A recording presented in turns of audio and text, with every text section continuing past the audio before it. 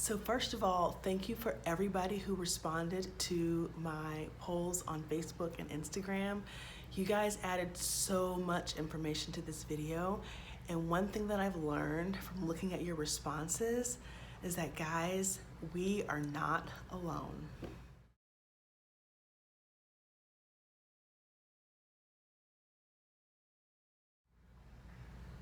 Hey guys, welcome back. It's Leah and you're watching Mommy in the Moment. So this week's videos is going to be about what I wish I knew before I started breastfeeding. And this is really in celebration of Black Breastfeeding Awareness Week. And I'm excited to add this piece of information to the conversation. Now, the true video name should be What We Wish We Knew, because you guys contributed so much experience and information, and I'm so grateful for your participation in this. Listen out for the things that you contributed, because I'm trying to include all of it. That being said, I already tried to film this video and YouTube said that's too long, no thank you. So this is part one, and then part two will be coming later this week.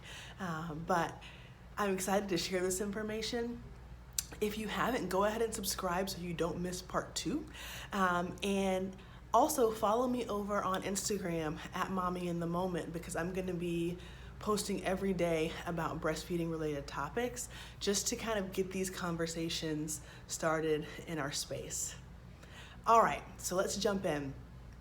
The first thing I wish I knew before I started breastfeeding was that it can take 24 to 72 hours for your milk to come in. Now, as a new mom with trying to latch the baby, that can be really anxiety provoking, not knowing for sure when your milk is coming in, if it's come in.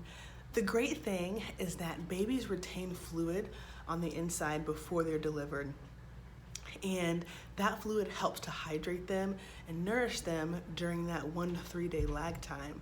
Now, I was home before my milk came in, and Lucas lost some weight, and we were talking about supplementing with formula, and it really kind of upset me, but that milk came in with a vengeance, okay? Some people wonder, well, how will I know if my milk comes in? You will know. The girls were like apples. They were hard, and then it's uncomfortable. You're not gonna miss it. But I really do wish that I knew that it could take so long for your milk to come in. But don't worry, the colostrum gives them amazing nutrition, antibodies, and all they need in that first little bit. Breastfeeding can hurt at first. It can be really uncomfortable. I feel like there is a myth or a slight untruth about breastfeeding not being uncomfortable if you're doing it right. I think that in and of itself can cause insecurity and judgment. I think about it like wearing your thong flip-flops for the first time in the summer. After you've been wearing boots and tennis shoes all year, and then you put that little strap in between your toes, sometimes it's uncomfortable for the first few days, and that's okay. And after that, it's really comfortable. And it's very similar with breastfeeding. You're gonna get used to a tiny human drawing from you every 2 hours for months and months. And even if you have the perfect latch, it can still be uncomfortable. Now, the nice thing is that a lot of times you'll have access to a lactation consultant or a friend or someone to make sure that baby's latch is appropriate, because if baby has tongue tie or lip tie or doesn't take in your whole breast, that can be a problem, and that is gonna hurt a lot worse than just the normal latching discomfort. So if it hurts at the beginning, take heart, assess the latch, make sure it's right, but that pain will go away usually within a few weeks, and then it's smooth sailing after that. Now, breastfeeding is a learning process. This is not something that you wake up knowing how to do. Just like it's a new skill that the baby has to learn, like walking or crawling or rolling over, it's a new skill that you have to learn as a mother. And a lot of times we think that, oh, this is natural, this is something that my body's just gonna do, and we don't put a lot of energy into learning how to do it. it's really important that you are patient with yourself and that you let yourself have time to learn that skill. I had a really difficult time with Lucas's latch. Lucas was my first child. He's 5 now. And he wouldn't open up all the way. He would just kind of, this little tight lips, and it was so uncomfortable. It hurt so bad. And I had a friend, Ashley, shout out to you, thank you so much, who had come before me and was really mentoring me in my breastfeeding. She said, do not let him practice a bad latch. Treat him like an athlete that's training for a competition. If the latch is wrong, stick your finger in his mouth and pop him off. If it's wrong, pop him off. If it's wrong, pop him off. Do not let him practice a bad latch, because then you're gonna get in that cycle and that's what you're gonna have. So we did that, and it was frustrating and it was difficult, but you know what? He learned it. And I could feel it when it was right. And so we had to put that energy in to making it good, but it was a learning process, and I had to be patient with myself. So make sure that you give yourself that same grace. Having a premature baby can greatly affect your ability to latch. It can affect your milk production, and sometimes it can affect mom-baby bonding. I got a couple of responses from people about the challenges they had with their preemies, with their babies just being too small to physically be able to latch. So depending on how early your baby was delivered, sometimes their mouth is just too small to do it. And even earlier babies, sometimes their neurology isn't developed enough for them to coordinate that suck, swallow, breathe cycle that has to be learned.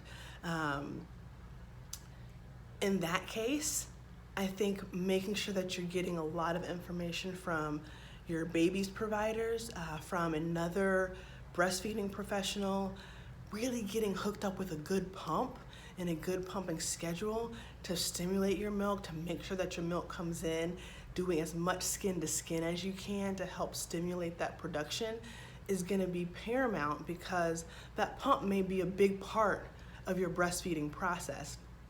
A baby may be able to get bigger and learn the skill and be able to breastfeed later on in your relationship, but that can be kind of a hit to that bonding early on.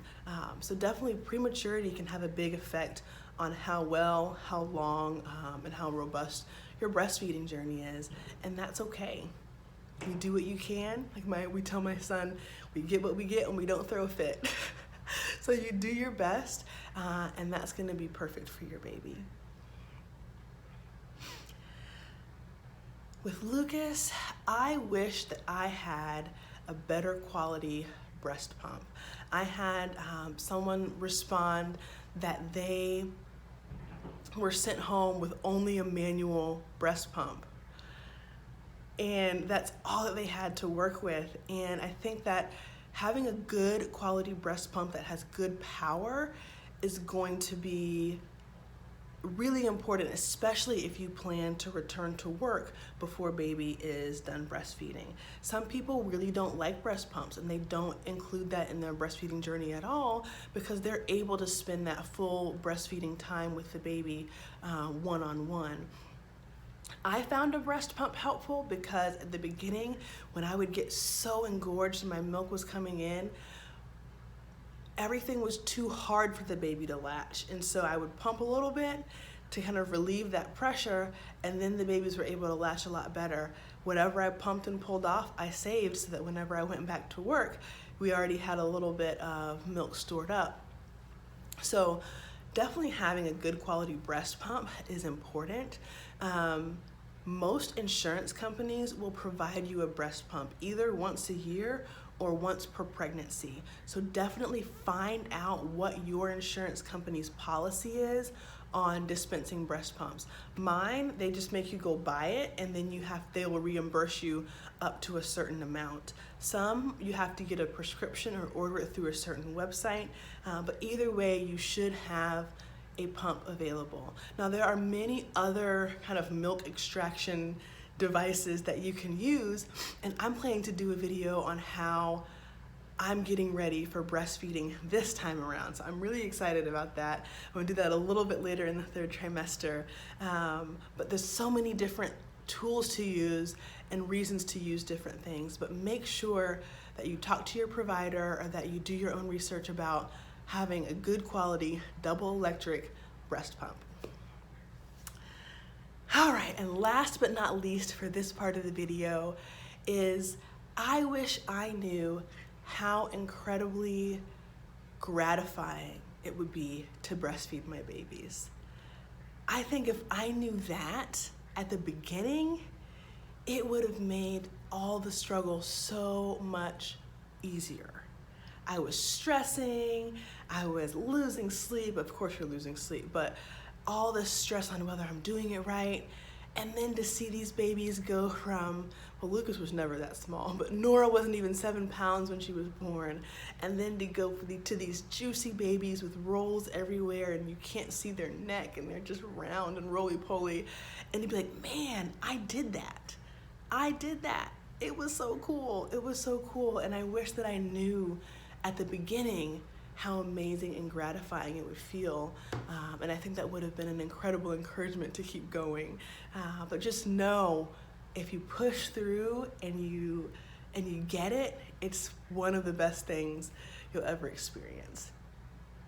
All right, guys, so definitely stay tuned for part 2. Once I get it up later in the week, I'll link that here and in the end screen. Again, follow me over on Instagram. Let's talk about breastfeeding this week, and subscribe to the channel, hit the notification bell so you don't miss when I put up that next video. All right, I hope you guys have a wonderful day. If you see a mama breastfeeding, make sure you give her a socially distanced high five, fist bump, elbow bump, something. Encourage her, because the journey is long. It can be difficult, but it's something that can be done. We just need to gather around and hold that space for each other. All right, guys, I'll see you in the next one. Bye.